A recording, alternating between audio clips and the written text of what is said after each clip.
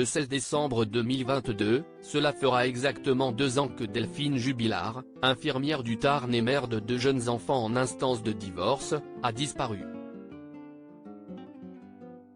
De longs mois sans avoir retrouvé une trace de cette trentenaire qui a été, pour ses proches, tuée. En effet, pour eux, rien n'explique un départ volontaire soudain en abandonnant sa progéniture qu'elle chérissait tant. Son mari Cédric Jubilard est le principal suspect et se trouve en détention provisoire depuis juin 2021.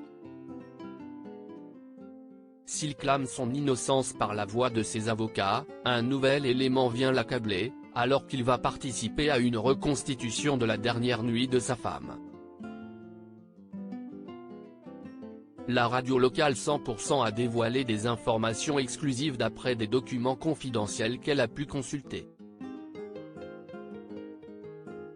Les gendarmes de la section de recherche de Toulouse ont analysé le podomètre du présumé coupable.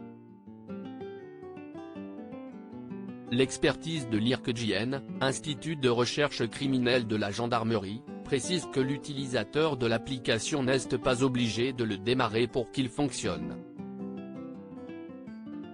Elle n'a enregistré que 46 pas entre 3h53 et 4h. 255 pas pour la tranche 4h, soit de petits déplacements puisqu'aller aux toilettes équivaut en moyenne à une quarantaine de pas. Ce qui contredit le fait qu'il a cherché son épouse disparue dans la nuit, comme il l'avait affirmé aux gendarmes peu après sa disparition. Son précieux téléphone, son point faible ? S'il n'était pas obligé d'avoir son téléphone sur lui, rappelons qu'il ne l'a éteint que 2 fois durant l'année 2020, il a toujours beaucoup utilisé son appareil au quotidien. Il a rallumé son appareil vers 3h50, et après le visionnage d'une vidéo du site de rencontre Badoo pendant plus d'1 minute, va tenter de joindre Delphine entre 3h54 et 3h57, en vain, précise le site 100% bien informé. Puis, il échange de nombreux messages avec une amie de Delphine et après avoir appelé les gendarmes vers 4h du matin, il va passer des appels frénétiques vers le numéro de la mère de ses enfants, 150 appels jusqu'à 8h12, précise 100%. De quoi appuyer le fait que le peintre plaquiste n'a pas dû se séparer de son smartphone et que donc, le podomètre a pu bien calculer le nombre effectif de pas qu'il a fait.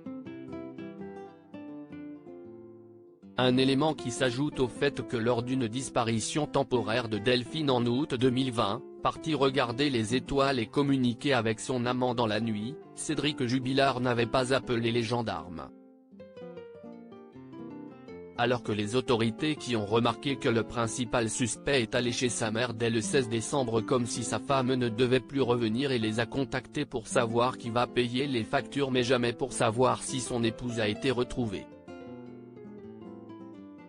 Avec le fait qu'il a confié aux gendarmes que son téléphone n'avait plus de batterie alors que cet addict au jeu en ligne jouait peu avant à Game of Thrones dans la soirée du 15 décembre et qu'une expertise jointe au dossier d'instruction révèle que son indicateur de charge était à 91% le 15 décembre à 18h13, 40% vers 22h puis 33% à 4h12.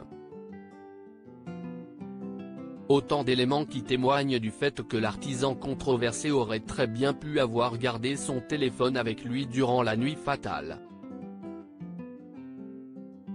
Cédric Jubilard reste présumé innocent des faits qui lui sont reprochés jusqu'à la clôture définitive du dossier.